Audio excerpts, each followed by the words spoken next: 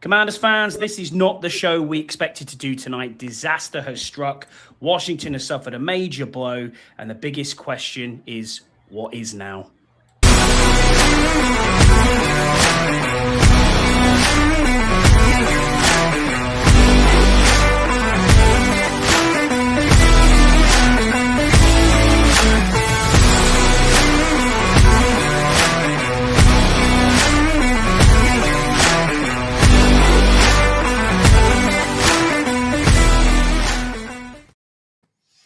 Hello, everyone. Welcome back to another episode of the 1 Point Safety Show with myself, Scott Hartley, and my glorious co-host, Scouse Andy.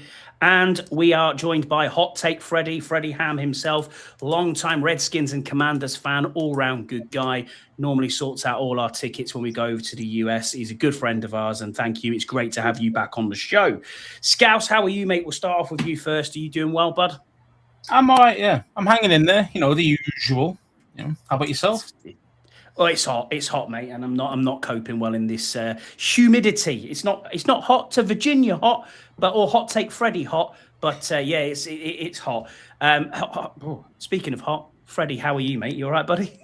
I'm doing good. The humidity today is not too bad, but I live in southeastern Virginia, so it's fucking brutal all summer. So. Oh, I bet. I know. You were at like 105 or something last week. I saw, and I was like, the heat index is just crazy. Not good. That's just not like good. 110 heat index. It's ridiculous.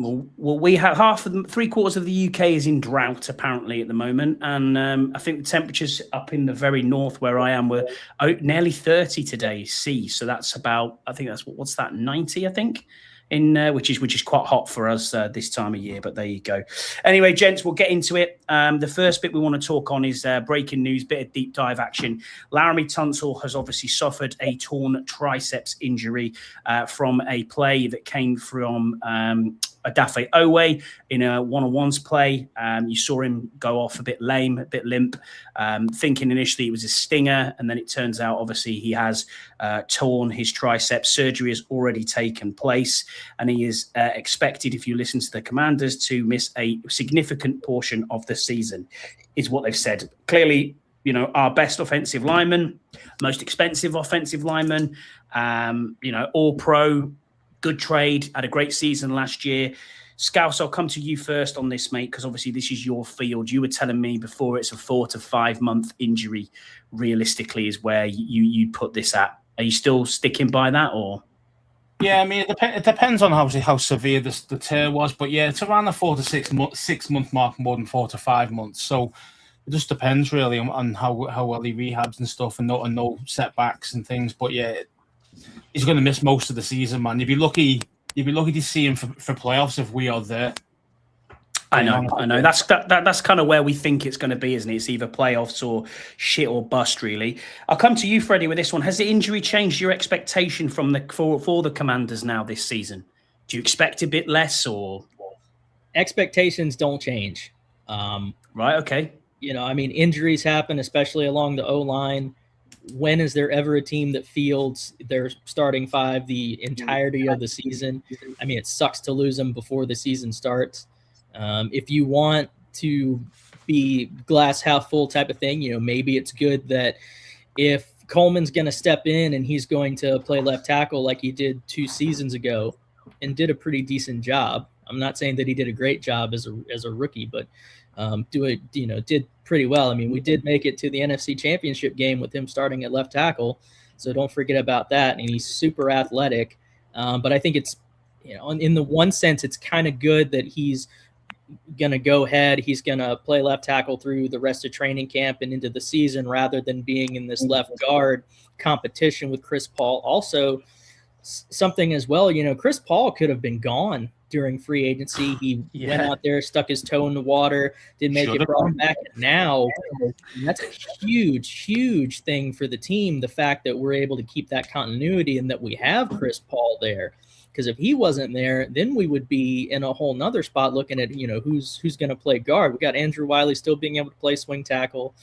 And I've heard the people talk back and forth. It's like, well, why don't we move Josh Connolly over to left tackle? And the thing is, we're anticipating that Tunsil's going to be back. Now, is he going to be back this season? I highly doubt that. if we get into the playoffs like we want to, and that I'll go out and say that we should, I just don't envision Tunsil being back this season for postseason. No, I wouldn't even necessarily want him to, not at this stage of his career. I don't want him to be all in for week 8 for week 20.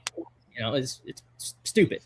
And if we make it that far with Brandon Coleman being our starting left tackle at that point, why do we need to push him back right after rehabbing from his injury? You know what I'm saying? Agreed. So Agreed completely. To my point about the Josh Connolly thing, I think it's good just to keep the continuity there. He's going to be our right tackle for the foreseeable future. That's where he's been working at.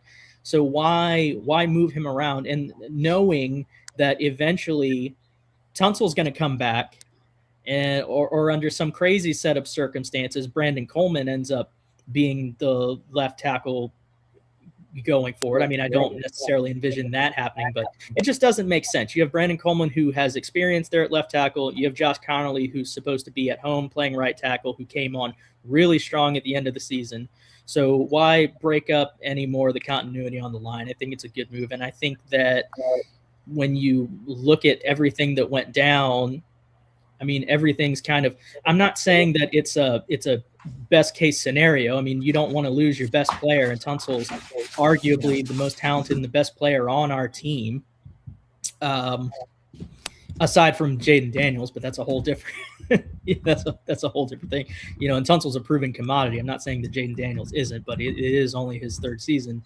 So I think it's a good thing that we're able to keep that continuity there. And yeah, it's a next man up mentality. And if we were losing, say, and I'm not going to put the evil on other, especially skill position players, but if we were to lose other positions, like maybe people who catch the ball, I would be much, much more concerned. Agreed completely. Scouts. We'll talk all about that as we go forward, mate. You know what I mean? So, yeah. Scouts. Don't take all the points. It's all good. What do you think about? What do you think about Brandon Coleman? He's obviously become the story now. Obviously, we're looking at most of the analysts have treated this injury and said that it's one of the biggest injuries of the offseason. I don't disagree with that at all with the talking heads, but they've got to write about something. But at the same time, we have got Brandon Coleman obviously in reserve. He's next man mentality, next man up mentality, as Freddie said. Got the previous left tackling experience. It's just depth behind that now. I mean, you're our offensive line connoisseur, shall we say. We obviously have an issue at centre, which we'll get into a bit later. You don't particularly rate Chris Paul in pass pro, which I know. What are your thoughts, mate, on Brandon Coleman coming in now? Then. Yeah, well, I mean, I've always said, if you look at any of our videos, that I prefer Coleman at left tackle. I've always said he's a better left tackle than a guard, and he's proven it. As Freddie mentioned, he did the business when we got to championship game. He also filled in very admirably when Tunsil was injured last season towards the end of the season. So I'm not worried about Coleman as he got the skill to play there. He has. The key is for him, can he stay healthy? Because he gets hurt regularly too. So it might not be like a season-ender injuries, but there are always these nagging injuries that can keep him from producing his best. And that's what I'm worried about. Can he handle a full 18, 20, 22-game season, whatever the hell it would be if he got all the way? Could he actually do that? And that's obviously, we have to find out. But, I mean, at the moment, I'm not sure he could handle a full season. Yeah, I understand where you're coming from. I've got a couple of questions here in the chat. Kilty Commander says the news was massive gut punch, but the comment about Coleman in 24 is very encouraging. Agreed. Wiggy, thanks for being here as well. He says, Paul worries me. Happy with Coleman at left tackle, but Paul, I think, should be a backup, not needing, but when not needed as a starter for this. In addition, he says Diggs could be a bigger deal, hopefully, says Kilty Commander. Yeah, I mean, are we looking at chips? Are we looking at tight end help, Freddie? Is that kind of the way you think that Blau might try and alleviate the problem of having Coleman there at left tackle and give him a bit of help? Because we saw that in 2024 on that run, that, running backs were doing a bit of chipping, that tight ends were out there. Do you think it's more tight end sets? I mean, I know Blau is is quite happy with 11 personnel, 12 personnel, 13 personnel a lot of the time as well. So, what are your thoughts on maybe trying to help Brandon Coleman out a little bit? I mean, I think that there was already going to be a lot of 2 tight end sets, and we've even seeing 3 tight ends on the field with this offense that Blau is cooking up. Now, I mean, we'll have to wait and see, obviously, what it's really going to look like. But by all accounts, and when you look at where he's been, the type of offense that he's looking to develop, I mean, I think that it was going to be an advantage to Jaden already as far as protection. I mean, that's part of the reason why they want him under center. They want him on time. They want him taking these shorter drops. And I mean, we're gonna have to do something, in there for pass pro if we want to set up these long passes. But really, where this offense is really going to cook, where they're really going to make their money, where their bread and butter is going to be in the middle of the field. It's going to be short to mid passing, because the way that these defenses are playing now is all these defenses in the modern NFL are just playing to not get beat deep. Okay. Agreed. So there's that. We got one of the best blocking tight ends in the league in John Pate. We got Ben Sinnott, who is a great blocker who can catch some passes too. Colson Yankoff has had a fantastic camp. He's super athletic. And then you have Chig is really, I mean, let's be honest here. He's more of a big receiver, and that's going to be his role. They're asking Bill Krosky-Merritt, he's my guy, to step up in pass pro. That's been no secret. I mean, that's been, I don't want to say the knock on his game, but that's been where the coaching staff really wants him to focus so that he can be that guy. And I actually think that he will be the lead back. He will be that guy. There's a lot of different ways that you can help out your quarterback and help out the line, whether it be, like you said, 2 tight end sets, 3 tight end sets, having a running back chip out of the backfield, getting Jaden on a lot of boot, which I think you're going to see a lot of that. I think you're going to see Jaden on a boot. You're going to see a lot of play action. You're going to see short and intermediate passes, which are going to help. And then you can pick your spots where you take your shot. I mean, I even, envision possibly seeing, Terry's going to eat.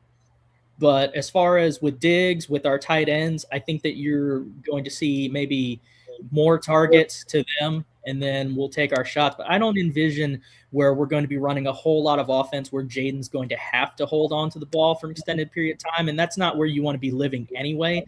Not to mention, not for nothing, think about who we got. Jaden Daniels is an elusive, mobile quarterback who is good at getting out of difficult situations. So I'm not saying it's never ideal to lose your starting left tackle, but I am less worried about that because of who Jaden Daniels is and because of who we've got along the line. Not even to mention the fact you have why can't Wiley. I kept wanting to call him Wiley. This is not the podcast for Wiley, mate. This is not the podcast for Wiley. Wiley. Trust me. What I'm saying is you can put in a heavy package there. You can use Wiley as an additional tight end. Is my point. I know exactly what you mean. Few comments here. Wiggy said, read this week that we are listed 20 odd as the O-line in the league. I think it was 29th. They were saying, always worried me. Jaden this week looked like he's releasing it quicker, so hopefully he'll have his own. Rod says, my main concern is the opposition doubling up on the centre like the Seahawks did to the Pats in the Super Bowl. Very good shout. And RB picking up as blocking has to be better than last year. It would be critical. Agreed. That is where Bill needs to work on his game, as you said, Freddie. Well, we'll get into the news then, the rest of the news. I just want to mention about the O-line and Jaden's elusiveness and things like this.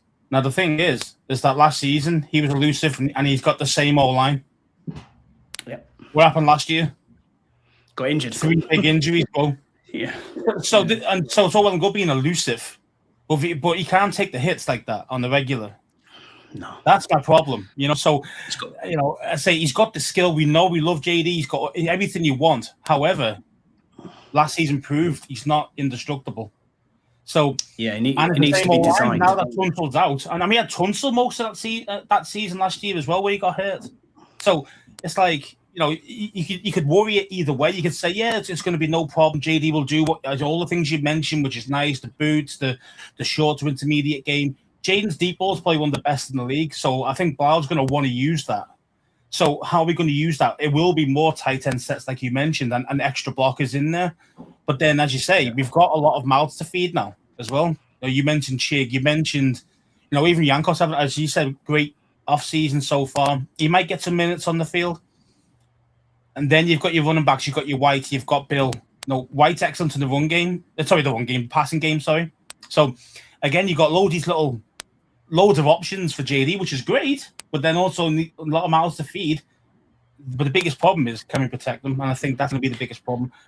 This is a good point from Kilted Commander. He said he got hurt nowhere near the line of scrimmage. Better choices and lessons learned. Yeah, but the thing is, though, when did he get hurt, though? When did he get hurt? He got hurt scrambling. Why did he get hurt scrambling? Because he had no offensive line to protect them. That was the reason why he was scrambling up the middle and then running across and doing all this crap. At the same time, though, and to that point, I think that this offense that he's in now is going to assist him with that. Good. Having this wealth of options, offense really is, which is a good. That's a good problem to have. A lot of mouths to feed is a good thing, but I just don't like. That's a good thing. But I think getting the ball out of his hands, having him in a position where he's not constantly having to break the pocket and improvise and come up with something on the fly, having more weapons, having all of that, he can get the ball out of his hands. He's not going to be having to run for his life. So, but I get what you're saying. I get it from both sides, but I think that just the way that this offense is going to operate is going to assist him with that. So that's a good point, Freddie. I think pressure off of the line as well. I think that's a good point, Freddie. I think that we need to look at what Blau does, obviously, under center. Now, when you're playing in shotgun, obviously, you're still far further away from the line. So it's more difficult to then decide, right, well, I haven't got the time to sit here. You can see what the pressure is that's coming from you. If the O-line can't cope with it, you can then divert out and get onto the sidelines. Last year, he had to go out and play hero ball because he's got nobody to throw the ball to. Yeah, true. I'm hoping that I'm wrong and that he doesn't get hurt this season, But it's just one of them things, man, where it's all well and good having a dink and dunk offense. This guy, JD's an intermediate to deep ball thrower. That's what he is. So kind of making him do little 5-yarders out to the flats and all the rest of it. Yeah, that's great. But Mariota could do that. You don't need JD5 to do 5-yard passes. You need him to be doing a difficult pass. You need to see the Cincinnati shot. Yeah. You want to see the 50-yarders like Terry down the outside against Cincinnati, stuff like that. They're take their shots. I just think that they're gonna take their shots. I just think they're going to pick their spots. I understand deep all the time. I get that, but it's just kind of a case of I just think, can this O-line hold up? And I don't think so. Being honest, I just don't think it's good enough. So it's especially now Tunsil's out. I like Coleman. I think he'll do solid. I think he'll probably be one of our better linemen this year, barring injuries. But I still don't think we've got enough there to protect, especially in the middle. I don't like it. Something else that's also going to take the pressure off. That's going to take the pressure off big time is the run game. Because I think we're going to run really heavy. And wasn't very good in joint practice, but we'll get into that. It was fucking shocking in joint practice, but we'll get into that. Anyway, the first bit Miami team was god awful. The first bit here in the news then is JD5. Obviously, Jaden Daniels has issued a cease and desist against the LSU. An attorney speaking for the Commanders quarterback, Jaden Daniels, has given LSU a cease and desist letter stating that the school cannot use his name, image, or likeness rights per Wednesday from ESPN's report. March, I can't even pronounce this guy's name, received a copy of the letter, which was sent to LSU athletics director on August the 5th. The spokesman for Daniels told ESPN that the letter was sent directly, and it was largely sent because the school is allowing cornerback DJ Pickett to don the number 5 jersey that Daniels wore during his 2 seasons at LSU, including where he won the Heisman Trophy, representing the school in 2023. Daniels' jersey was not retired by LSU, but had not been worn by anyone since he left the school. The Daniels family is deeply disappointed and feels profoundly disrespected by LSU's decision to give Jaden's number to another player. A statement from spokesman told ESPN, Jaden and his family had every reason to believe that his number would remain meaningful, part of LSU's legacy, and will be honored and protected in recognition of extraordinary contribution to the university. Now, we were talking before slightly on this Freddie, just before we come online. I'll go to Scouse first on this, just because I know you'll give us a bit of a rundown quickly on this, and I'll do the same, and then we'll come to Freddie, because you've got a bit more to say on this one, obviously being over there. What are your thoughts initially on this? This, to me, Scouse, I look at this and think this is just a load of fucking nonsense. I mean, what are you actually getting on about with a number that's not retired at a university? I understand it from a likeness point of view, and we'll get into that a little bit more, but what says you, Scouse? I mean, from a purely footballing reason, yeah, I don't understand it either, to be fair. I don't understand why he's so angry, because, you know, at the end of the day, you didn't even make the playoffs. No, for how good his numbers were, like, don't you think they were phenomenal? Don't get me wrong. You know, they were out this world numbers. Didn't he make the playoffs once in his 2 seasons there? Now, where then you've got Joe Burrow, who a few years before, 15-0 season, won the whole lot, had a ridiculous season. Even this year, it's not retired yet. And the thing is, his shirt might be retired, because what I read is that it's got to be 5 years since you leave to allow to retire an actual college shirt. Okay. So I think Burrow's up this year or something he's allowed to do. So they might retire him, but no one's used his shirt, you see. So that's the thing. JD's putting himself on the same pedestal as a Joe Burrow, who was an unbeaten season, who actually won the trophy. Now, I understand being a Heisman winner. I understand the amazing numbers he produced. But it's not the same. You didn't win. That didn't lead to even getting to the playoffs. Do you know what I mean? So yeah. I know it's harder in college to get to the playoffs. I know there's a reason for that. But still, records-wise, it wasn't good enough. Do you know what I mean? And so it's like, I don't know should a person's shirt be retired after 2 years? Now, you could say Joe Burrow was only there 2 years starting as well, and you could say that too, but it's one of them things. What did he do? Now, yes, nice numbers, amazing QB stats, looked the part, but didn't get anywhere. So I don't know. I really don't know about that one. What do you think? Freddie, come to you, mate. I think that the whole number thing is more LSU trying to do damage control. I'm not a conspiracy guy, but I really think that it's more of I want to call it a smear campaign necessarily. We are. I mean, I guess you could say that. This is the thing. So I read the letter that his attorneys had sent to the LSU football athletics department, and this was sent back on August 5th. It is August 13th today that all of this is coming out. At no point in that letter was there any mention at all of a jersey number. This was completely about NIL. Now, if you want to kind of read between the lines here, and again, this is all just hearsay. We're not hearing this specifically from Jaden or specifically from his people. No one's on record here. What it looks like, if you really look into it and you try to read all the tea leaves here, is that Jaden was sort of told that, hey, we're not going to reissue your number 5. You're a Heisman winner. It's not something that we're going to do. And then once his NIL ran out, or LSU being able to use his NIL, which is 180 days after, I don't know, his graduation or when he left the school, or however that works. Because of that sort of, we'll call it a kind of handshake agreement, the good faith there, he didn't pursue, them not being able to use his name, image, and likeness. And I kind of feel like what's happened here is, did he feel disrespected about what happened? Is that something that LSU is just kind of using as, we can just sort of cite this reason and we can make him out to be the bad guy in this situation, when really it's just about him not wanting them to continue to profit off of him. So it's like, look, if you're going to disrespect me, then you're not going to disrespect me and then also profit off of me. But again, we haven't heard from him directly. This is all just what we're hearing here. I kind of feel like there's probably a little bit of truth to all of it, but I really feel like this is more about the NIL than it is about the jersey thing. I think the jersey thing is an easy thing to bring up. It's an easy thing to sensationalize. It makes him look like an asshole. It makes him look like the egotistical guy. We have the issues with, everyone wants to talk about Jaden's mom and meddling and all of that. And what does it do?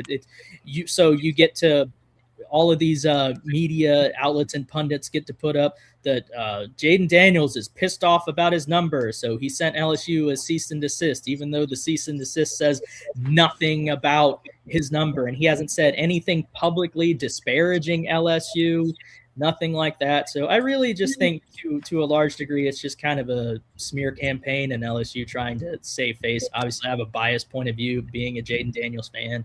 I know that's really, really difficult to understand the whole idea of retiring numbers. It's way different over here in the States than it is over there, but it's really important in pro sports over here.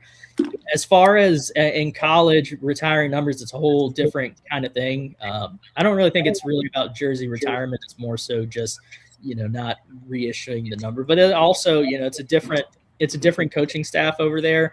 I don't know if it's a completely different AD and all that. I don't follow LSU closely enough, but I think that's ultimately what it comes down to. And then also at the same time, we don't even know at this stage if Jaden even really had a hand in this letter being sent, any of this stuff, or if he kind of trusts his people to do what they do. So, but I just think it's kind of a big nothing burger. This kind of stuff happens all the time. Ultimately, what it comes down to is finances. Look, if he doesn't want his former university profiting off of his name, that's his prerogative. And if it was something personal, if he's upset about the number thing, fine. He has every right to be. Whether or not you or me or the fans in general think that that's right or not, I mean, that it doesn't really matter. And you can think it's petty all you want. Everyone here has been personally offended by something. And everyone's probably been personally offended by something where if you told somebody else, they go, I don't know why you think that's such a big deal. Right? Yeah. So, you're right. Yeah, I'm offended by you, Freddie. You know what I mean? So I'm offended by your flatulence. Yeah, that's good. That's good. But no, in all seriousness, looking at this, the NIL side of it, the rights of 180 days and having his name and likeness, all that sort of stuff, LSU jerseys, number 5, everything that they can profit and make money off. I get that. I completely understand that argument. I understand that 100%. If it's business, then fair enough. If it's more about the 5 share, then I think that's wrong. I do too. Where this statement come from about the family, saying that the family is upset, that's the point where I'm a bit like, I don't really understand where this comes from. And I know his mum's his agent. I know that this is the way that things are going, with him. But he's made a rod for his own back here. It's a distraction that he didn't need. I did notice on his Instagram earlier, he put out a comment saying, I'm laser focused on Commanders training camp and that's it. I'm not really bothered. I love LSU. Will always be an LSU Tiger, blah, blah, blah. Fine. No problem at all. And on that, we'll move on. So next bit I've got to say is, as you can probably see, I'm wearing my 97 jersey tonight because I am in mourning because F.A. Obada has retired from the NFL. And he put out a really good Instagram video, obviously with him, talking there. He sent us a really nice DM, actually, Scout, so we'll share it with you. Basically saying, thank you for everything you've done for me through your journey. I'm glad to be part of your show, etc. So shout out to FA, man. He doesn't have to buy our gear or wear our gear or promote our show on our 100th episode, that sort of thing. It was really cool of him to do that. And we still know you farted on our stream. So that was one of them.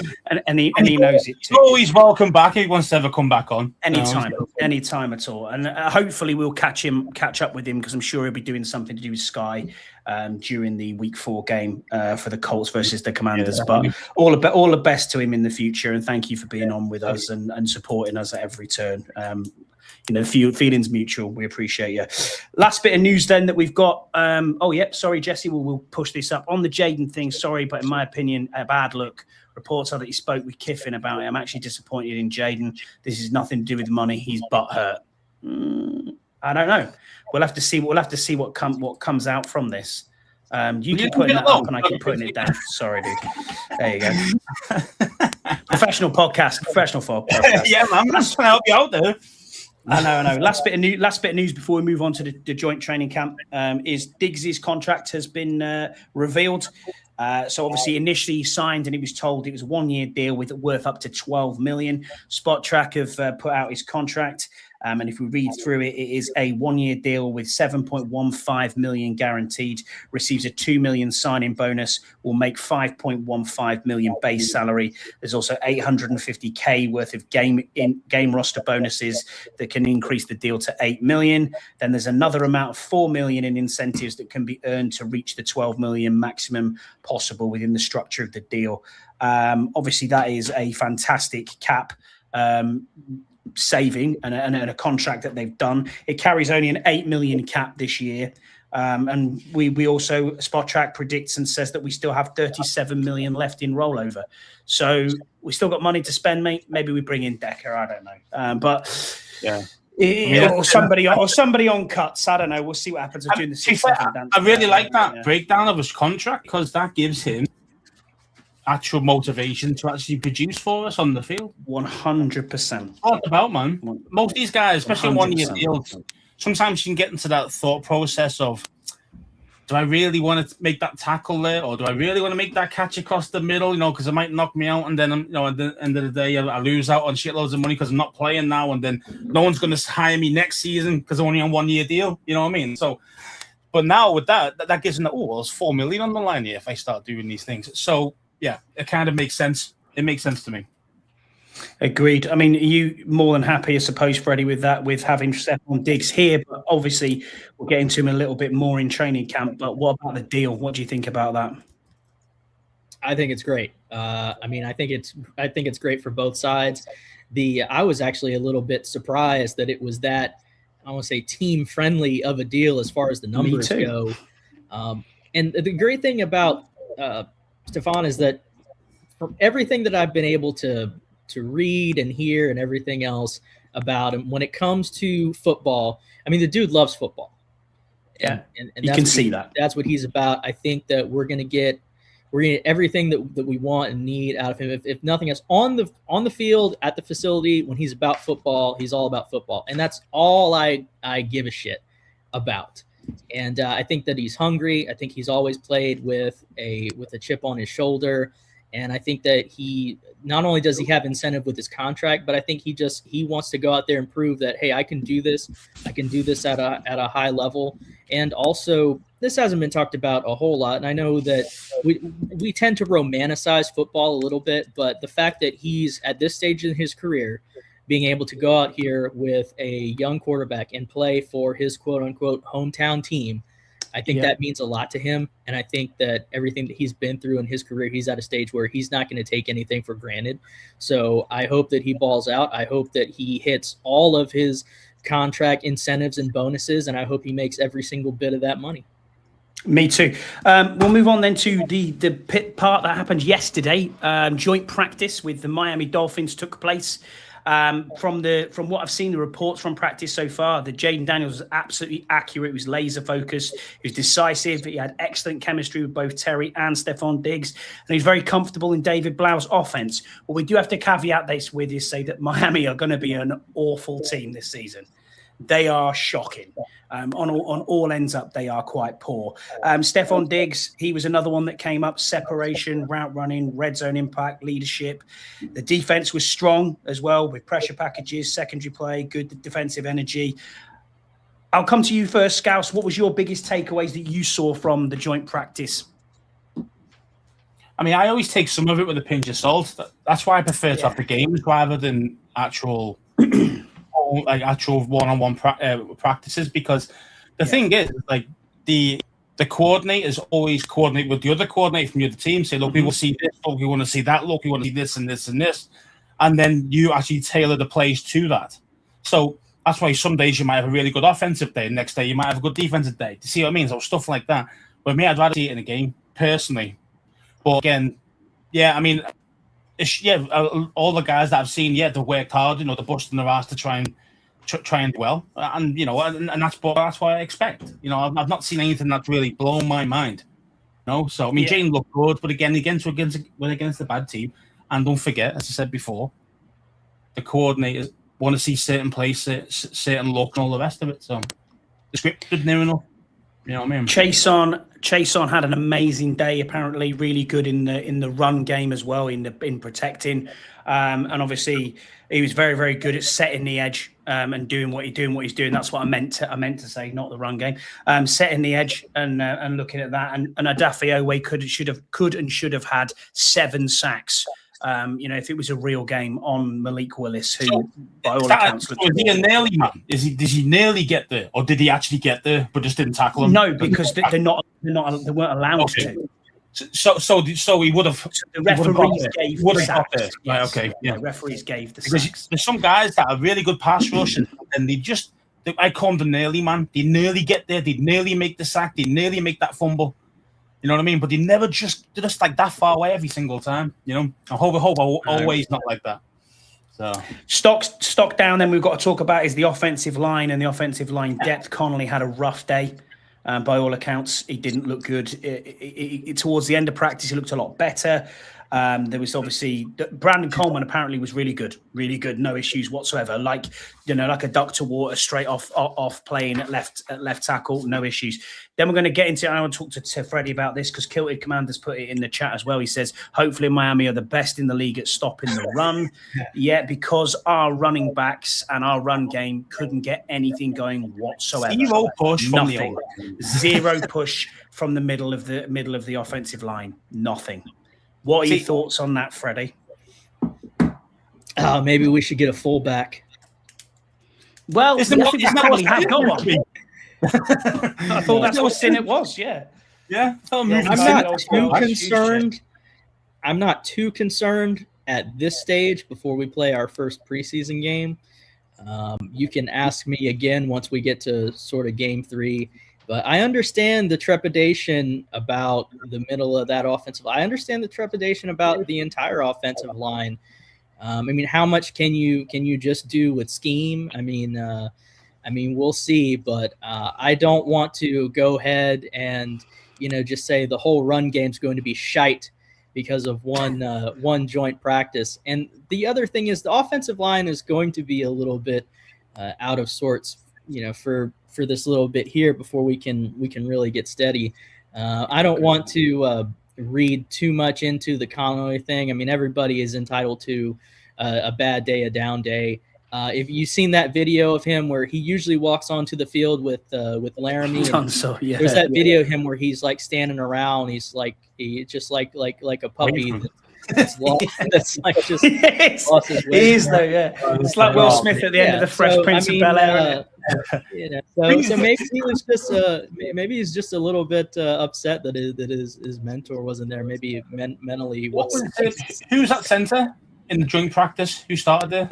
Matt Golbin. That's the big. That's the big issue. That's not good. That's honestly at this stage. Because like I said, it's next man up mentality. We got Brandon Coleman stepping into left tackle. I am more concerned. Don't get me wrong. It's a bigger drop off in talent, but I am more concerned with us not having who's supposed to be our starting center in there, Nick Allegretti, in there. He shouldn't be there anyway. Let's face it. He shouldn't be starting anyway for this. But the thing is, though, I really wanted Golden to be the real deal. That'll be in the rookie coming in and doing the business. However, that's why I was hoping that it wasn't him who started in this practice, but obviously it was Golden. Something crazy. Graham Weinstein actually brought up on his show that before the Tunsil injury happened, he was thinking to himself, "What if we tried Brandon Coleman at center?" Yeah, we've had that. He's took snaps. He took snaps in practice as well. But I think our centre will probably be on cuts from somewhere. That's probably where I'm looking. With throwing Coleman at centre, let's just see if he can do it. That's just like putting, let's put Terry at corner. Let me ask you this: is Allegretti? If you think that Allegretti is a downgrade, how much of a downgrade is he from how Biadasz played last season? Well, Biadasz obviously was poor, but the thing is, who was next to him? It was Paul and Allegretti. So, as in both playing left guard at that point. So it was kind of like Paul shouldn't be here either, to be honest. Paul is poor in the run game. Pass game, he's decent. It's the other way around with Scott, what he keeps saying about me with him. Yeah, so I keep saying he's good in the passing, but he's not very good in the run game. And proven yet again, he was poor in the run game this time around. We need to be doing a lot more kind of outside zone stuff if we're going to actually run the ball. and use behind our tackles. Now, again, Connolly, if he's struggling, that ruins one side. And then you're relying on Coleman. He has got the athleticism, so he could potentially get out there in space and try and help us in the run game. But again, it's only one way. It makes us more narrow and more one-dimensional to that side. So, yeah, man, this whole line's going to mess us up, man. It really is. It needs to step up big time. It really does. I hope it does. I've got to give it the benefit of the doubt. I've got to give Algretti the benefit of the doubt. If he's the starting centre, they've thought they'll make a cost saving. They'll try and do it on the cheap to get away from Biadish because, as Freddie said, he was poor last year. We can't deny that Biadish was poor. Yeah. Biadish wasn't good. But again, look who was next to him, as I mentioned. And even Cosby was coming back from an injury. He wasn't very good at the start until he got back his game speed. So, I felt kind of like, I wouldn't have cut him. He had a bad season, yeah, sure. But I wouldn't have cut him because I think we definitely would have needed him right now. I'll tell you that. 100%. 100%. All right, Freddie, well, we'll let you get on because we're going to get on to our AFC North stuff. And you said, I'm not interested in AFC North at all. I don't give a F. I don't know how many children you have listening to the show. I don't give an F about the AFC. Fair play, mate. I do not blame you. Hopefully, with a bit of luck, we will get across at some point this year to see you. Obviously, at a game. We don't know which one it will be yet because the problem we did have is normally we would all be there first home game of the season. But the problem we have got is week 4 is the Colts versus the Commanders. Had that been like week 16, we'd have probably been like, yeah, okay, we'll see you in a few weeks' time.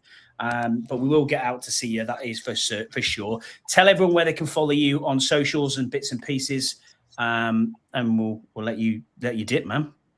Sure. You can follow me on. I still call it Twitter. You can follow me on X. You can follow me on X at Hot Take Freddy. That's FREDDIE. For all of my takes, opinions, all of that. I've been out of the pod game for quite a while, but I'm actually looking to get back in. So I'm putting it out there. Free agent right now. Try to there you go. Dip my toe in and see. I miss it. I really, really enjoyed it. When I first got into it, it was a small pool, and then a lot of people have started their shows, and they're great shows. Especially, I didn't come on the show to blow smoke, but I absolutely love y'all's show. I love the connections that we made. Being able to do shows in the past, working with Andy and doing all that stuff. That was one of the greatest rewards of my fandom, is being able to do a podcast with Andy, being able to meet you guys, being able to forge the friendships and the international connections, having those games, you guys coming over every year. I'm gutted that I can't make it to London this year because I've been waiting for that opportunity. It just wasn't in the card. So I hope so much that we'll see each other this year. But I hope you guys have a great time at the game. And then, of course, all the other UK guys, Darren, just everybody. I can't think to name all of them, but I love all of them. And I hope that we'll get back on track this season. I'm really looking forward to it. I'm looking forward to continuing to listen to you guys. And but yeah, if anyone wants to follow me out there, it's at Hot Take Freddy on X, and you can hear my rantings and opinions. And one thing for sure, it's definitely unfiltered, and you will get exactly how I feel. Amazing. Right, well, you take care of yourself, Freddie. Thank you for being on as always with us, and we'll catch up with you soon, buddy. Love you guys. Love you, Scouts. Love you, Scotty, too, Hottie. Take care, man. Soon. Cheers, boys. Bye. That was Freddie. Thank you for him for joining us. We really appreciate him being on. That's probably the third or fourth time he's been on with us, Scouts, I think. But yeah, something like that. Yeah. I like this. I like this. What Kilted says. Can Scouts stop being so realistic, please? This is pre-season. You're not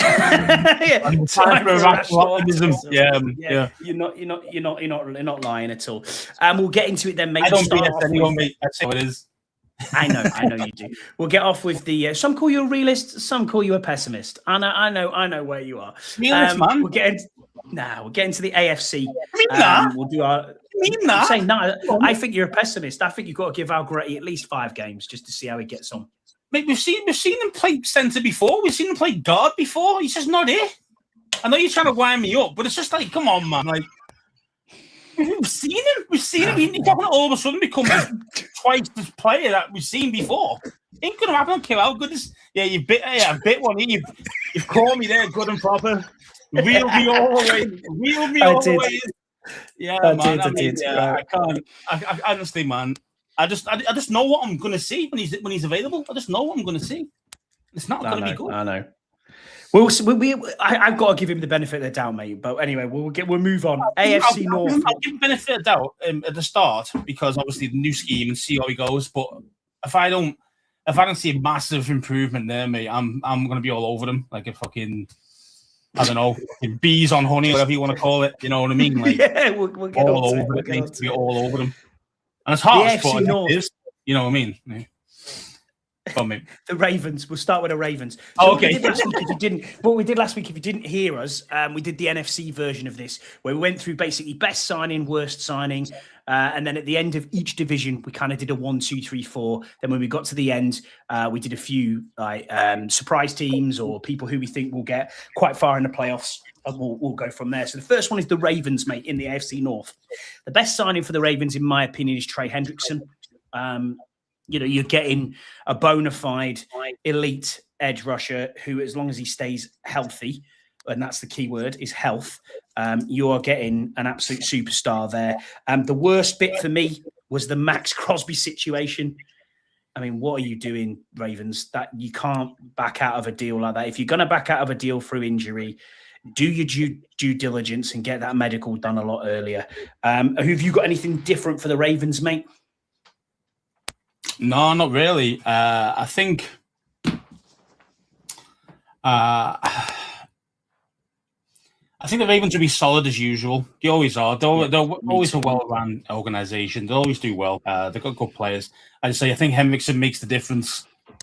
You know, they've also got Kyle Van Noy, haven't they, as well? Did you get Van Noy? They have. So that makes a big difference too. And, you know, it's kind of, they've still got Jackson, they've still got Henry, you know, they've still got these dudes. So, you know, they're going to be fine. Although they did lose the centre, didn't they? Was it Linderbaum? Yes, they did.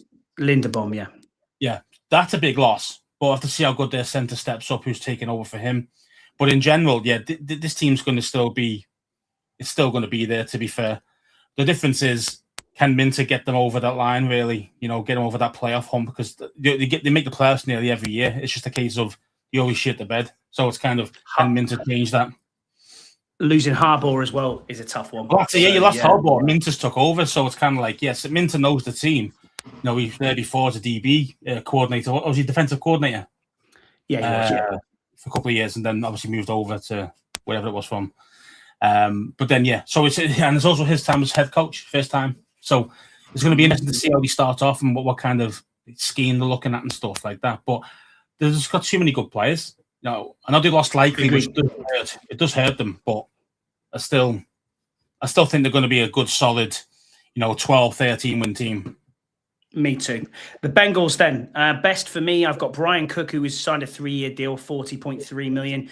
He doesn't have elite safety instincts or playmaking ability, but one thing he does have is tackling. My God, he can tackle. He had 7% missed tackle rate during his time with Kansas City. And in 2025, he only had a 3.4% missed tackle rate, which is unbelievable. So that helps the Bengals. We know how the Bengals were in their secondary. We also know how awful the Bengals were on defense. So this guy, he fits the mold and he helps. The worst for me was trading the 10th pick for Dexter Lawrence. What are you doing? That was a bit just crazy. Yeah, I think that's crazy. Giving away a top 10 pick, that is the problem. If it was, say, pick 25, pick late first round or even early second, you can understand that. But I get Dexter Lawrence is a very good player, but is he as good as what you think, what other defensive tackles are, other nose tackles? I'm not 100% certain, to be honest with you. He is really, to be fair, he is very good. He isn't, it's not like he's a bad player, but yeah, I think, the Giants had them over the Colts for that one, a top 10 pick. For a guy that didn't want to sign a new deal, the Giants, I just think like that is just an absolute tick. Big time tick for for the Giants. I do think, Cincinnati's big problem again, as we know, two things. The defense, we know how bad it is, even though you say you might have caught an extra player here and there.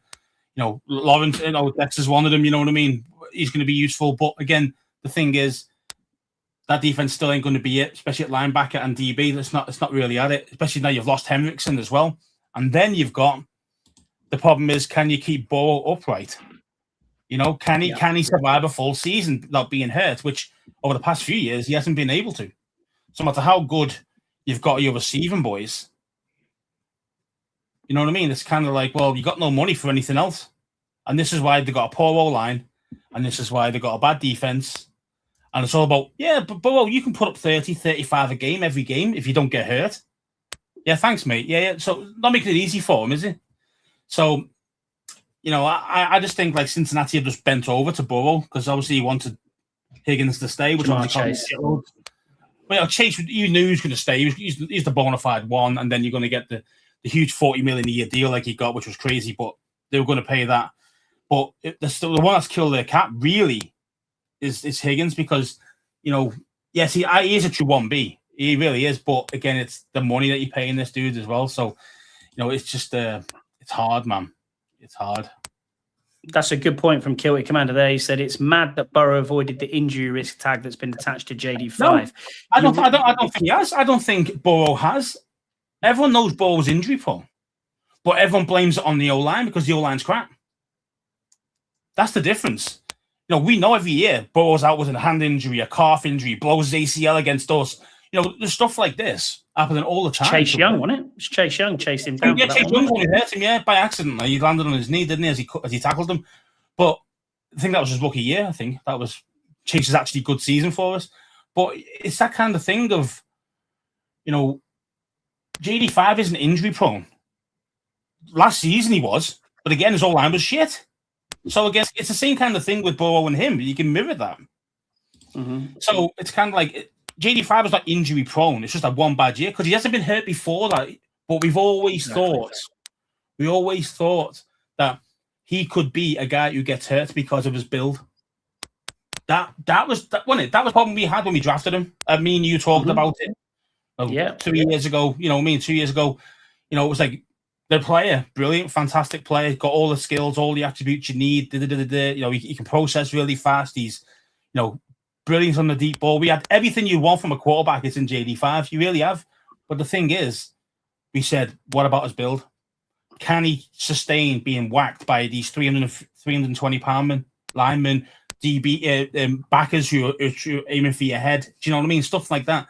And first season, he did. But didn't he break his ribs in his first season? He played through it.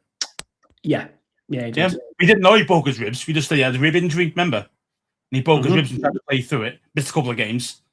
And then next season, got hurt for three different things. But again, because he was unprotected. I blame that on scheme. I blame that on Cliff. I blame that on the O-line more than JD being purely injury prone at this moment. So it's kind of it's one of them for me. It's kind of like I blame Burrow being hurt because of his O-line. The O-line is there to protect your quarterback.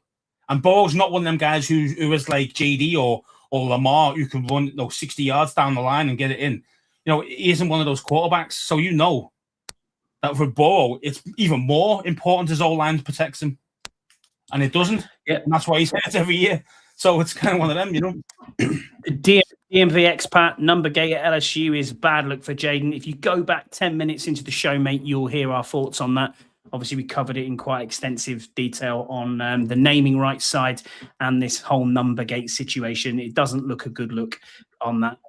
Scouse, if you want to pick up on Kilted's point. Kilted, yeah. I mean, to be fair, you're kind of not wrong. But what it is like you look at the powerhouse quarterbacks in the league now, the ones who are truly built like 6'4", 220, 250, you know what I mean? Those type of weights. Josh Allen never gets hurt.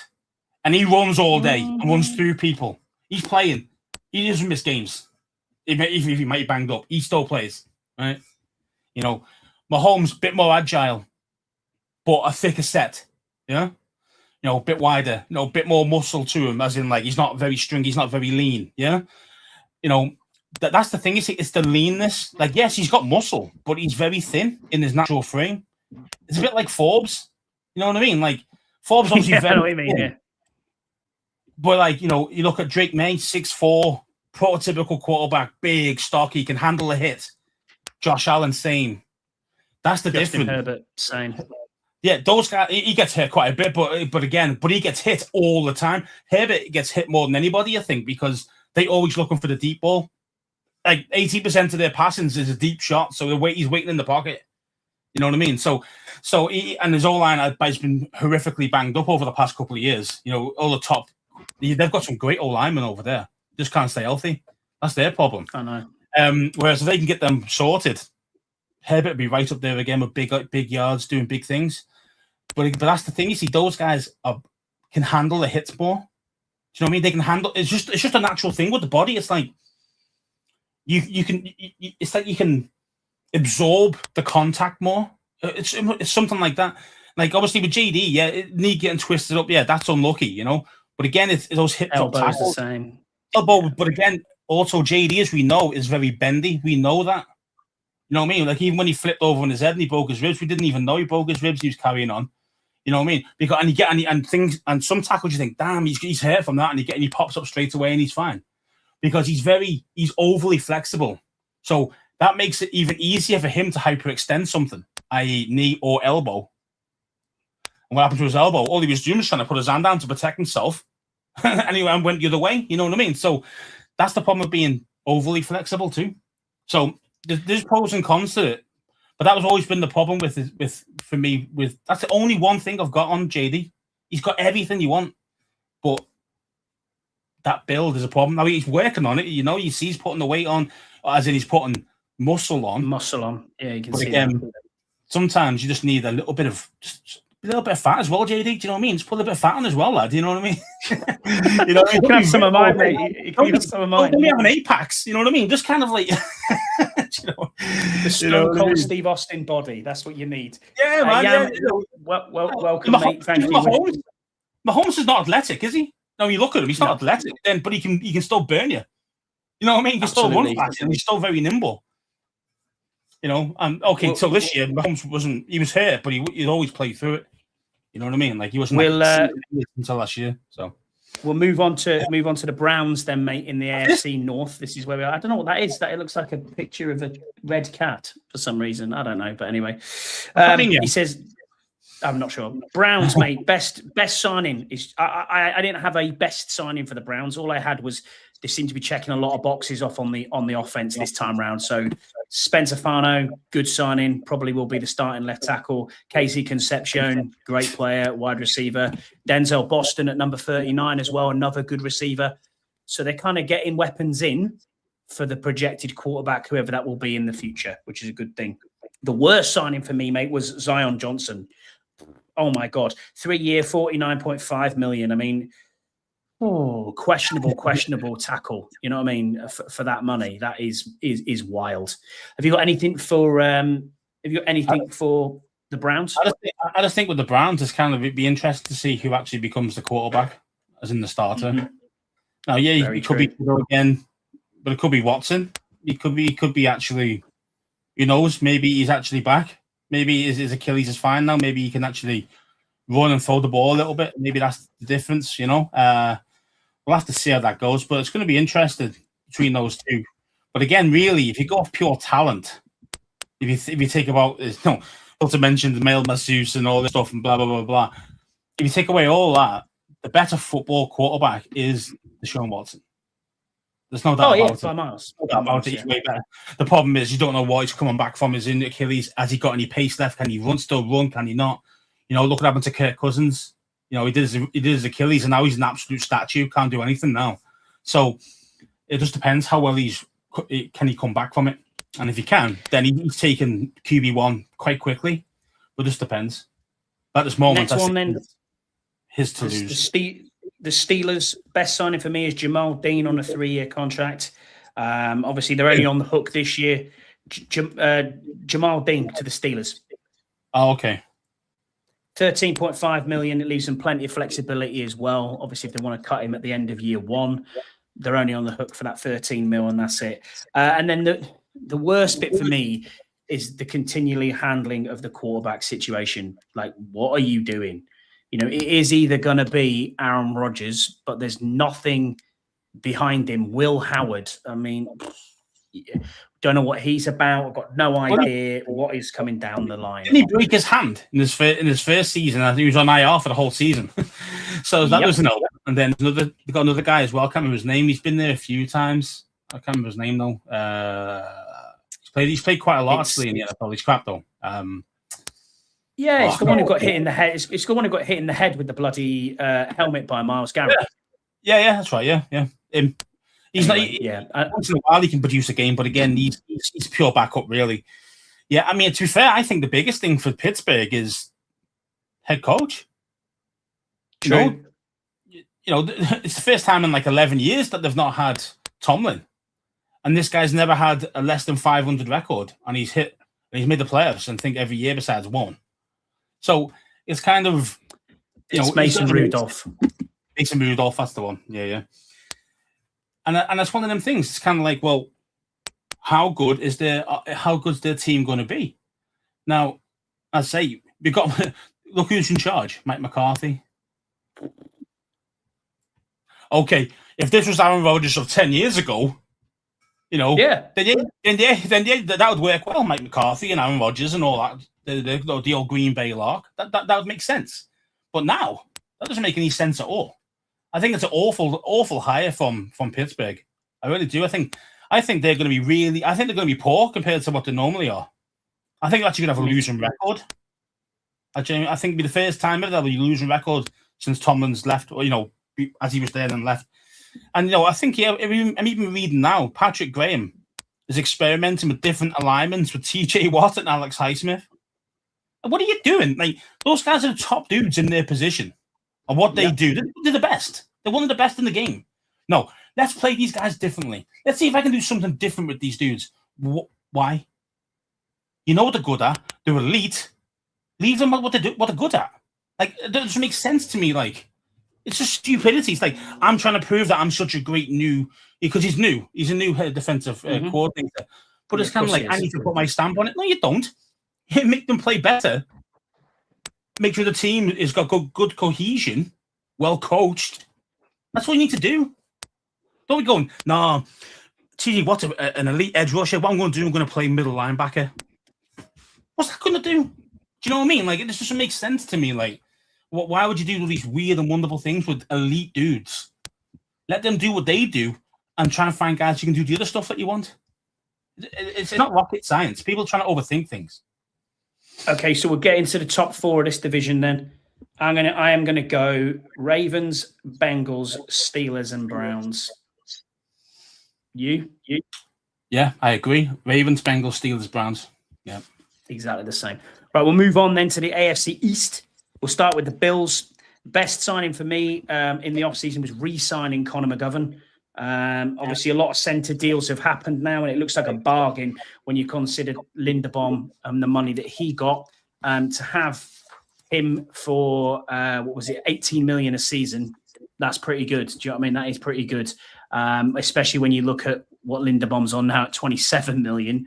It's crazy.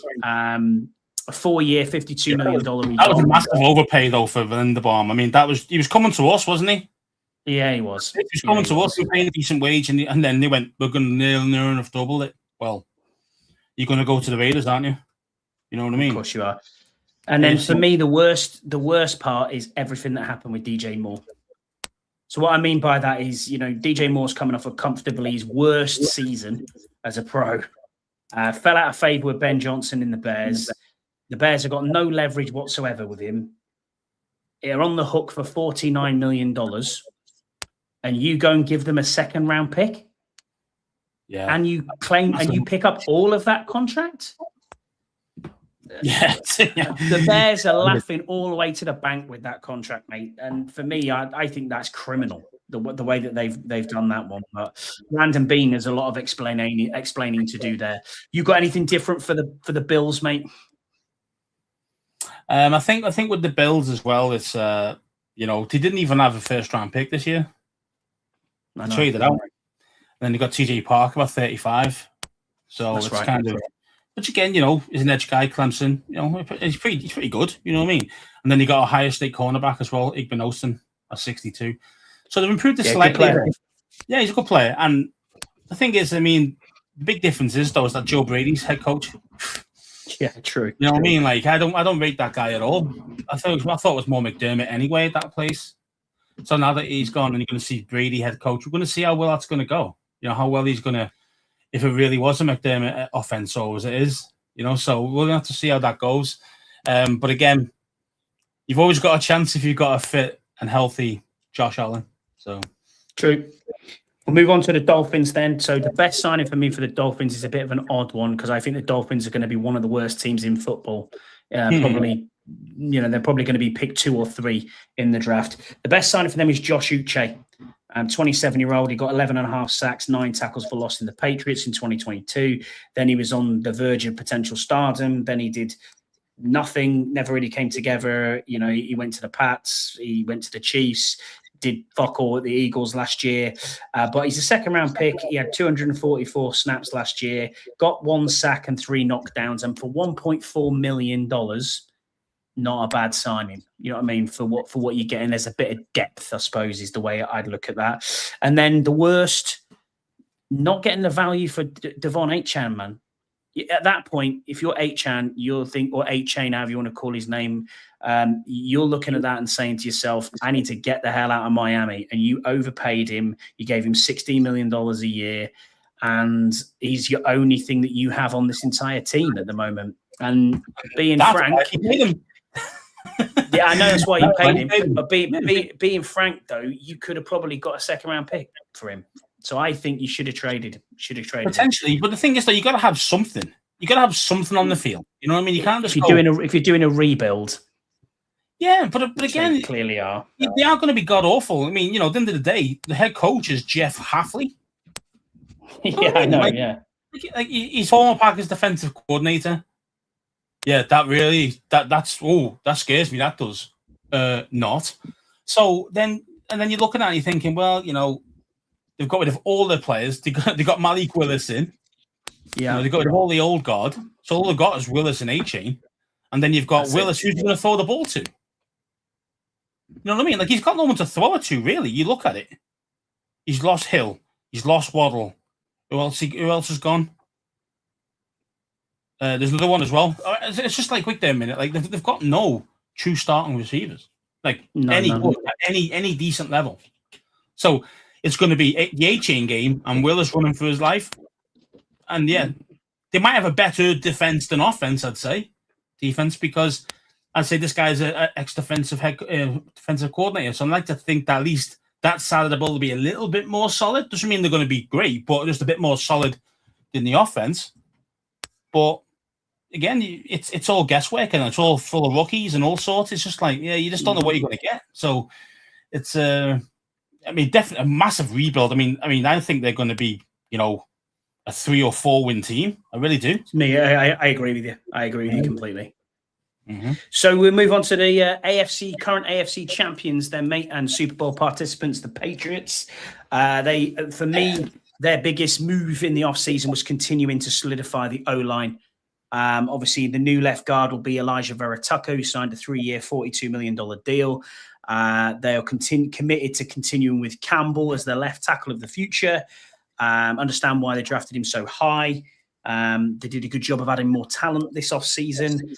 They traded Bradbury to the Bears and they moved Wilson to center, which is where he played for his lone season as a regular starter every game at Georgia. He was playing at center, so he's not averse to playing at that level. Yeah, it's not new I think that's a good move by the Pats there. Worst one is swapping Chason for Draymond Jones. Chason's had a career year with the Pats, 7.5 sacks, 18 knockdowns, multiple big plays throughout the year. It's inevitable he's going to earn more money than the $3 million that he was getting, but he only came to us for 11.5 mil. That's what I mean. That contract could easily been picked up by the Pats easily. Yeah, and then you go out and you spend 36.5 million on a 3-year deal for Draymond Jones, who gave you what was Draymond Jones' stats? Four sacks last year. Yeah, I mean, and of course as well is that Chase on actually knows the system as well. So I mean, I couldn't understand why you'd want to do that. I mean, unless Chase on desperately said, "Look, mate, I don't want to be here. Get me out of here." But it's like, well, you just got to the Super Bowl. Wouldn't you want to stay? Do you know what I mean? Like, it doesn't make any sense to me that would be the reason. Because the money wise, it's not that. I say it's not bad at all. I don't understand it really. I don't understand how that worked. But yeah, man, it's interesting because for me, it's I need to find my little list, but because basically didn't you get Romeo Dobbs as well? I'm not sure where Romeo Dobbs went to. I think he did go to the Pats actually. Yeah, I thought he was at the Pats. Yeah, he's the replay. Oh, they've got AJ Brown.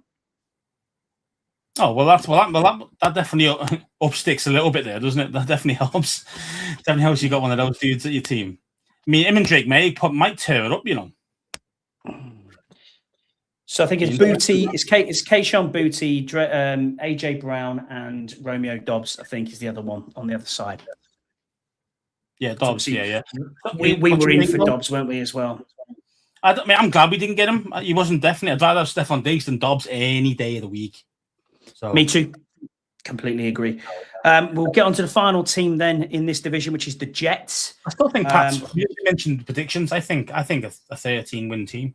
I think Pats. Yeah, I think they're going to be. I think 12. I think that's kind of where 11, 12. That's kind of where they're going to be. Jets best signing for me is Nahshon Wright on a 1-year, $3.5 million deal. Obviously, he got a shot to start with the Bears. Are you bored, Yam? Injury. Yeah, Yam must be injured. But Yam, you joined halfway through, and you've come into the AFC portion, AFC portion of the show. So I can only apologise for this, but yeah, it is what it is.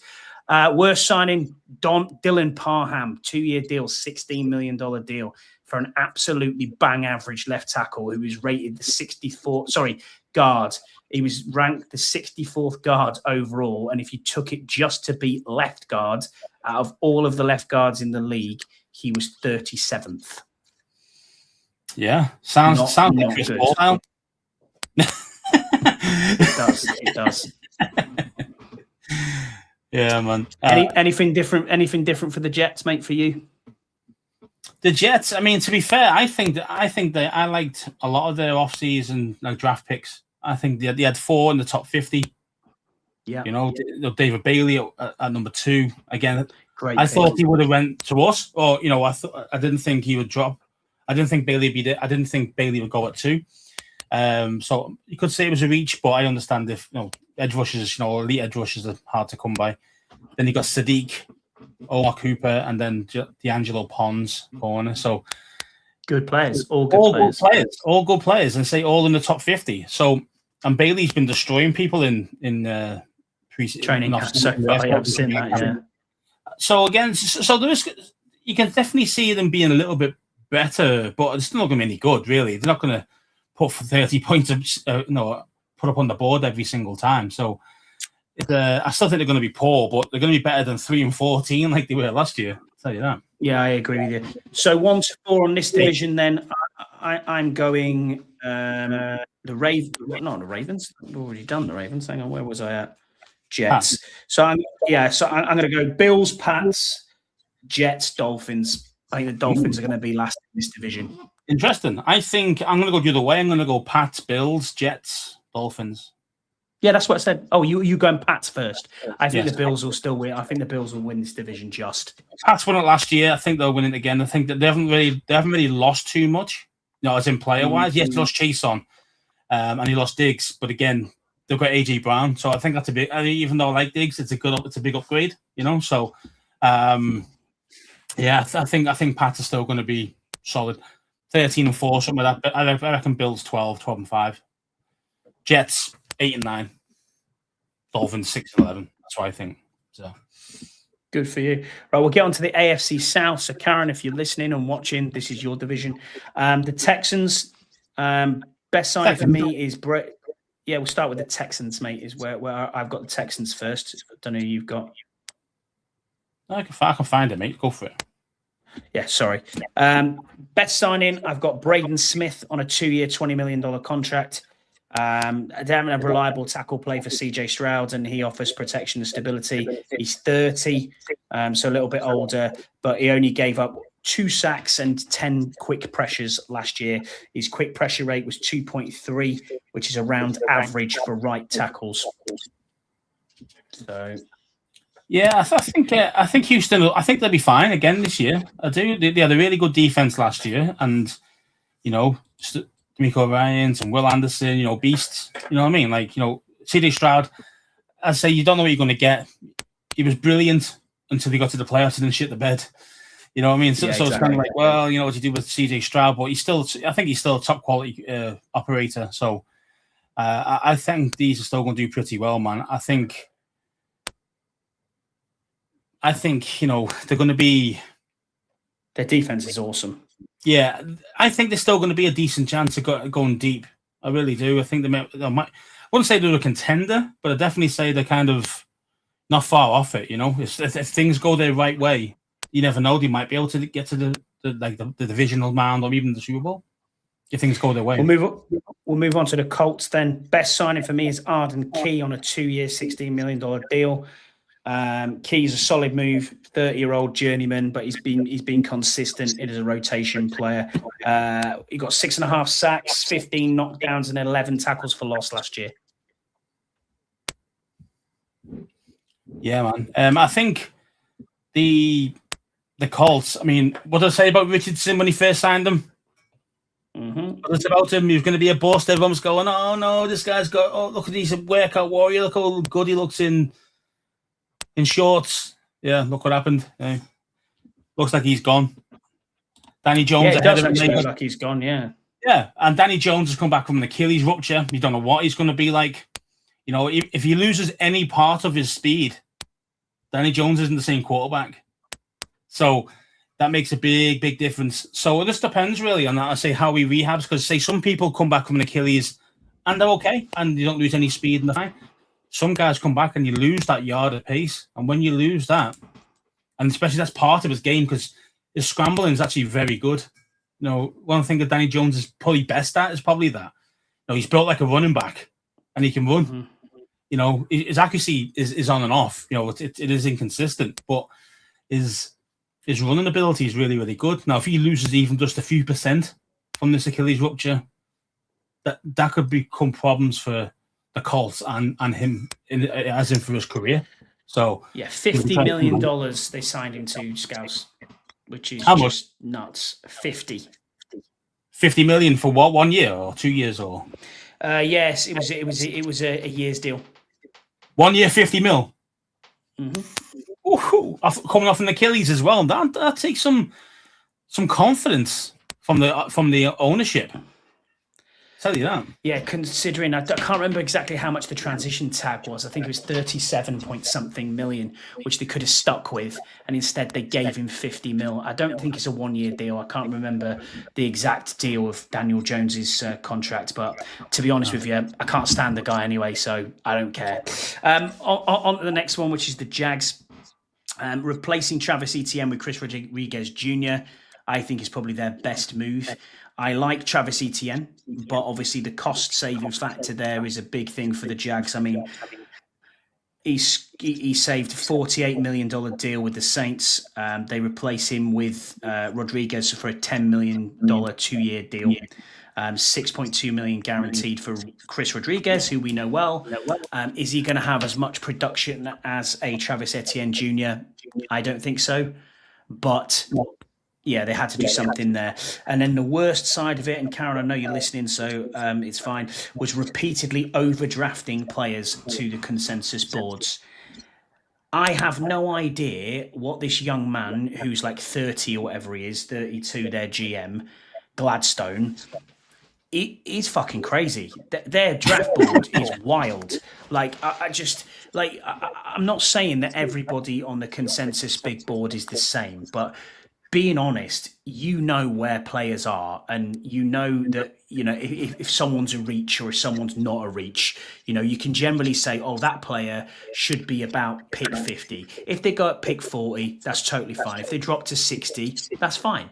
But if you look at who they picked in the draft, mate, it was crazy. I mean, second round pick Nate Bircher came off the board at 56. He was rated as the 139th best player.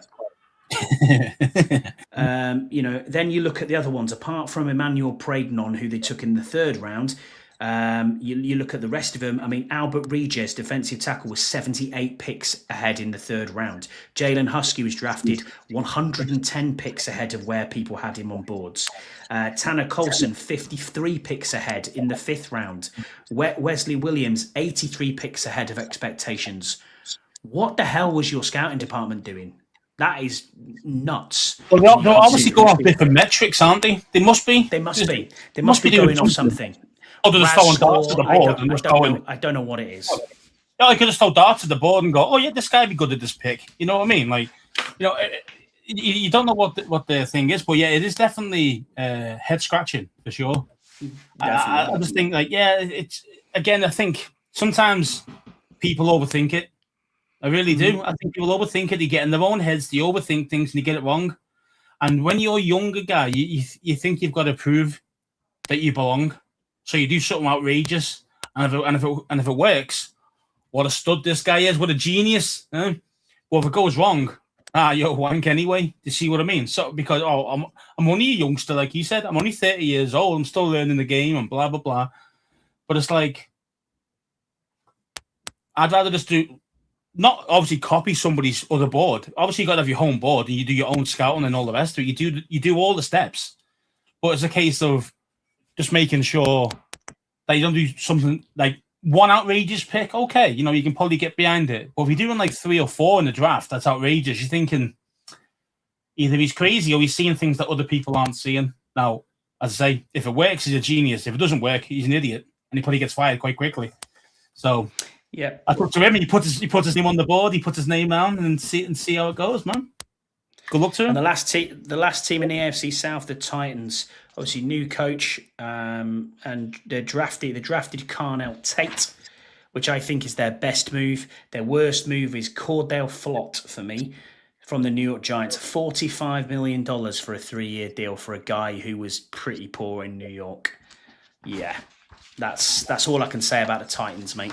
Yeah, I think the Titans going through, a full rebuild. It's a very young team now. They've got rid of all the kind of, experienced pros that they've got. They haven't got many now that are there. They're all youngsters. They're all going to be learning together there now. I think, they're probably going to be a 5-win team. Being honest, they're not going to win that many games. I think, yeah, it's an end for me. They're in developmental phases. I don't expect anything from them really. So who's your 4 in this division then? 1, 2, 3, and 4. Texans, Jags, Colts, Titans. I've gone Jags, Texans, Colts, Titans. Oh, come on, you can't put Jags ahead of the Texans. Yeah, I do. Yeah, I can. I think offensively they're better than the Texans. The Texans will go far. Texans on elite defense. Doesn't matter. Elite. Jags don't. Jags have got Chris Rodriguez. Oh, he's going to scare me against fucking one of the elite defenses in the league. I think you're saying that because your missus is a Jags fan. I think you're biased. Not at all. I think Travis Hunter's a great player. I think there's others who are on that team. He got hurt quite quickly. Who do very well. He got hurt quite quickly. Playing both sides. I think he's going to start a corner. I think if you're a receiver, as in like wide receiver 4, I think you play more. I think you play more corner than receiver. But we'll see. We'll see how it goes with him because you don't know what you're going to get. But yeah, in flashes he looked good, but again, he's in a Jags team. Let's face it. On to the AFC West then. The Chiefs. We'll start with the Chiefs. Caden Kalu signed a 1-year deal with them for roughly the league minimum. I thought he was a really underrated signing. Came in and he's done the right thing. Losing Trent McDuffie and Jalen Watson is a big thing, and him coming in as a corner will be okay. And then the worst bit for me is they haven't addressed receiver. They've done absolutely diddly squat with wide receiver. Rishi Rice, Xavier Worthy, them sort of players, you're thinking, that's not. I mean, is he allowed to play Rashid Rice? I mean, this is how bad this guy is. He's full of red flags, Rashid Rice. I mean, a decent receiver, but red flags, man. What you got anything different for the Chiefs then, mate? What to say about the Chiefs? I mean, they still got Mahomes and they still got Reed. So again, those things are always going to help, definitely. But, still got Spags defense as well, so yeah. Yeah. It's still, there's still got some good players there, But again, Mahomes will figure it out to a certain extent. I think last year he's come off with quite a big injury. So we'll just have to see how his mobility is again. But again, from a winner perspective, that's what he is. Mahomes is a winner, and the story. So you're gonna see them still do well. I still think they're gonna get a 10. I think they're a 10 to 11 win team, even as long as that knee holds up. Because you don't know if he's even ready for week 1. They're saying they might not even be ready yet. So if that's the case, then they might lose a few early games before he comes back. And as you say, losing those 2 guys on defense, man, that's mad. Like that's serious quality that they've got rid of. So again, that could definitely hurt them if Mahomes isn't the old Mahomes, if that makes sense. So you're relying on an aging Travis Kelce who looked kind of done at the end of last season. He was done last season. I don't know why he came back. To be fair, I don't get it. I mean, if you want to go 5 yards, pitch and catch, okay, fine, but don't ask anything more from him now. He hasn't got the speed, the separation skills anymore. He just hasn't got it. It's no stage got to him. It is what it is. But he can still catch it. So Father Time's undefeated, Scouts. What's that, mate? Father Time is undefeated, mate, as always. Beats everybody. Yep. It does. The next one we'll go on to then, mate, is the Chargers. So their best signing for me is Tyler Biadasz. Obviously, this was done before free agency. They got him on a 3-year, $30 million deal with $15 million guaranteed. Then now you look at the other centers, as we talked about earlier, they're hugely paid. And there has been quite a few of them that have been well paid this offseason. So to get Tyler Biadasz for that amount of money, I think it's pretty good deal, to be honest with you. Worst signing, the choices they've made at guard for me is what they've done. I mean, it's surprising that they've moved things around. They re-signed Trevor Penning, who was acquired as an emergency left tackle, then moved him into the interior. They brought in former disappointment first rounder Cole Strange from Miami. He's come obviously along with McDonald, which is a strange one, and he's making $7 million. That's a bit of a reach for me. You know what I mean? If you're playing that. Took a big swing in the second round for obviously Jake Slaughter as well. And he'll probably start his career off as a guard because Biadasz is now there as centre. So, we had Slaughter down as probably a 3rd or 4th round pick. Yeah. I thought Slaughter, because he was a Gators player, so I know about. I know that. Yeah. And he is pretty good, but again, I thought a 3rd round at most. I didn't think he was going to be higher than that. I think they reached a little. I think they were desperate for interior linemen, and they went that way, which is fair enough. But I'd say they've got probably the 2 best bookend tackles in the league. Yeah, absolutely. When they're fit, they are the best. Rashawn Slater, Joe Alt, it. Yeah, just top draw. They've got to stay healthy, of course, but their interior linemen were god awful. That's the reason what got running backs killed and got Herbert killed. So they've shored that up. They've got Slaughter, as you say. They've hired Biadasz. I think Biadasz will actually do well in them because he's actually got a decent players, as in a decent line with them. But Biadasz had, as you know, in our team, he was either playing with Allegretti or he was playing with Chris Paul or both. And then Cosme when he was coming back from his ACL, which obviously wasn't the same player. So he was always going to be onto a loser. At least here, he's got true, genuine bookend tackles that are elite. If they're available, they're elite. So it's definitely going to make a big difference for them. And I think if you can keep Herbert upright, you've always got a chance. Agreed. We'll move on to the Broncos then, mate. The best signing for me is the re-signing of J.K. Dobbins on a 2-year, $16 million deal. I mean, if you actually look at the stats, and I know stats don't tell you everything, but since 2020, 51 running backs have racked up 500 or more rush attempts. Among all of these, this is where Dobbins ranks. So he's first in rush yards over expected per carry. He's first in EPA rush attempts. He's third in yards per carry. He's ninth in succession rate, and he's second in explosive plays. This dude is a good running back, J.K. Dobbins. If you're a fantasy guy, get on J.K. Dobbins because he will give you some points. But Dobbins was with the Chargers, and Dobbins was with the Chargers who had no O-line, and he still produced because they were all injured, you know. So it was kind of. Yeah, I mean, something Dobbins is a very underrated back, definitely. Mm-hmm. I like fantasy. I'd say a fantasy guy, definitely. He's definitely going to be one of those guys to get. Maybe not the first or second rounds, but I'd say maybe third or fourth round, maybe get him then. But again, yeah, man, I think Denver are going to be quite. I think the people are underestimating them again. Me too. I really do. Me too. Solid defense, offense. They got. Well, we know Nick's is really good. He's proven now. He's proven that he can do it. And he's got Jalen Waddle to help him out as well.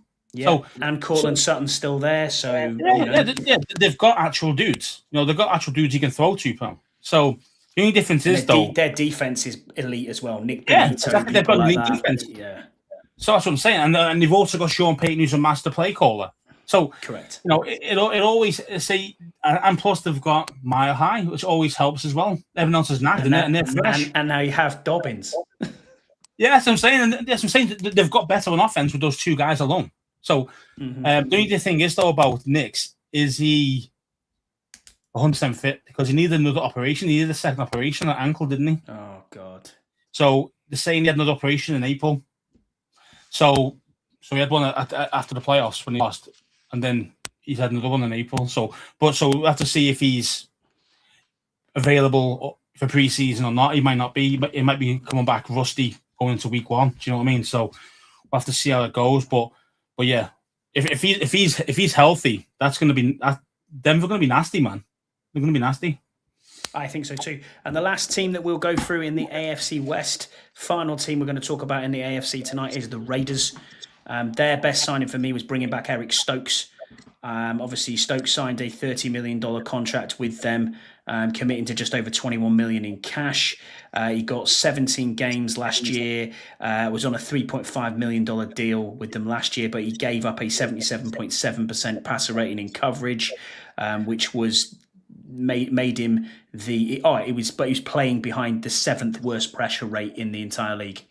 So he was top 10. He was a top 10 safety in a shit team. So yeah, you should be getting it. And obviously, Deluxe, yes, you are late. Thank you for being with us. We're just about done, mate. To be fair, but that's about it. So let's go on with division to go. What's the last one? No, that is the last one. AFC West. One left, haven't we? Yeah. We've got the South. Yeah, I think we still got. We mentioned Tampa and stuff, so I think it's the South we've got. Yeah. Tampa, they're in the NFC, mate. We've done the North. The Tampa. Yeah, you don't want about. You don't want about though. And then we've done the South. We've done the West. Have we done the West? Have we done the East? This the last one then. Oh. Yeah, this is it. Yeah, we've done it. Okay, yeah, my bad. But yeah, I mean, with the Raiders, I think I love what they did in the offseason. I thought the draft picks. I think everyone they picked, I thought that's a player I wouldn't have minded at our team. Really, really good. I think they spent a lot on offensive line in the draft, and I think he drafted 2 centers, but 1 can play guard. I think he did that, or both can play guard. And you've also got Linderbaum. And so that offensive line is going to be a hell of a lot better than it was last year. Because that's going to help make a big difference to the running back from last year. What's his name? Ashton Genty. Ashton Genty. So he's finally going to be able to get some push up the middle. And I think that's where he works at his best. And I think he's going to be dangerous next year. Yes, the quarterback scenario, you could go, well, what do you think about this? I genuinely believe Cousins starts. I think Cousins starts. I do too.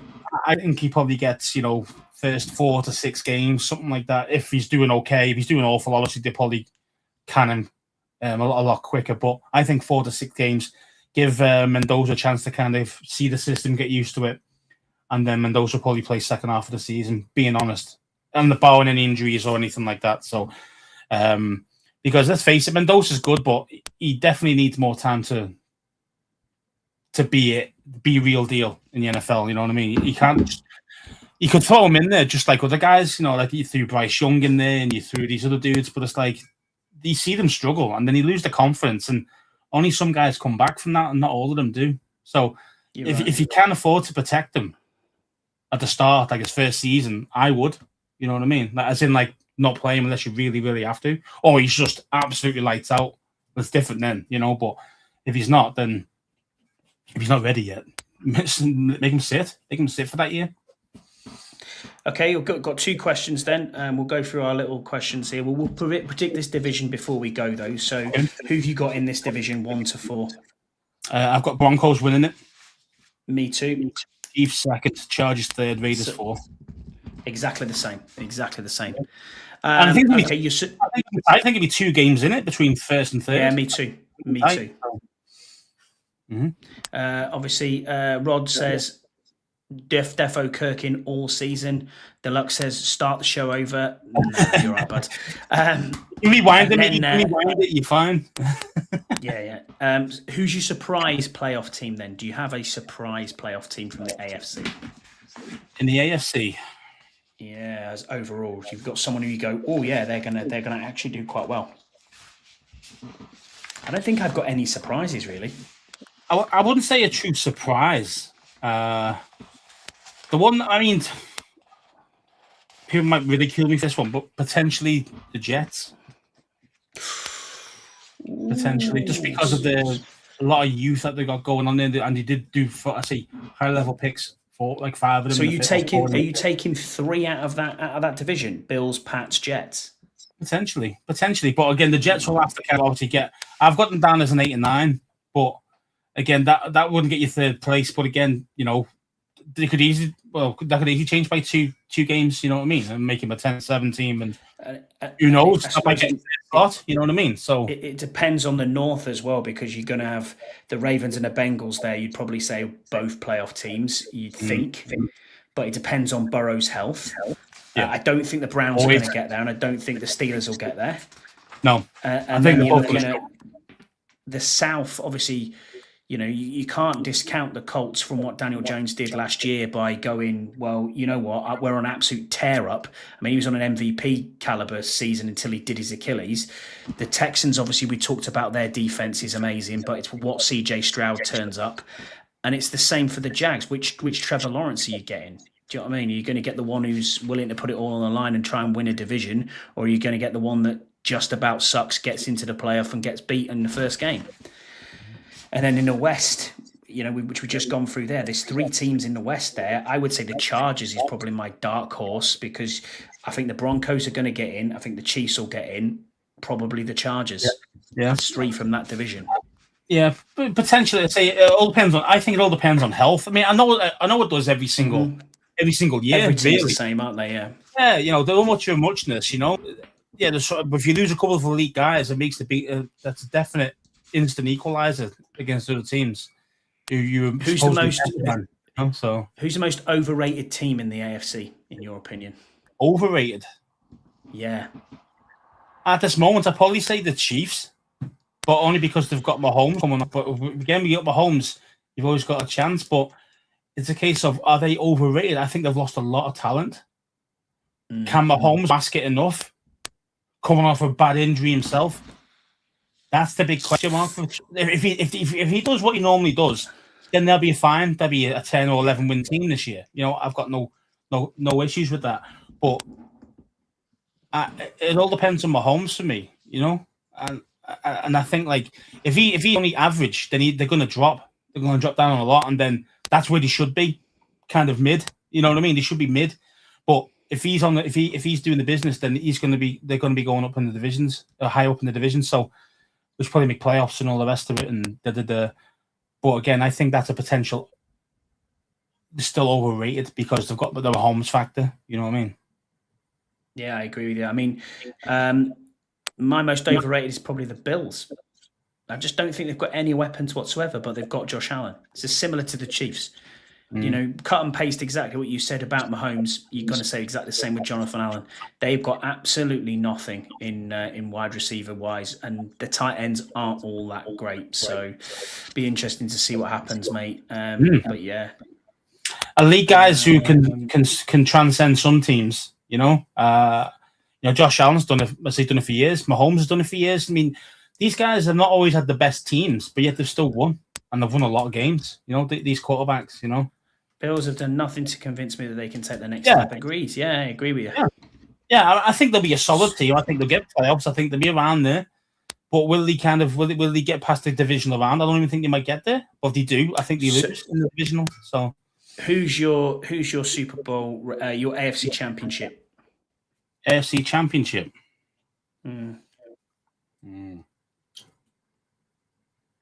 That's tough. That to be fair.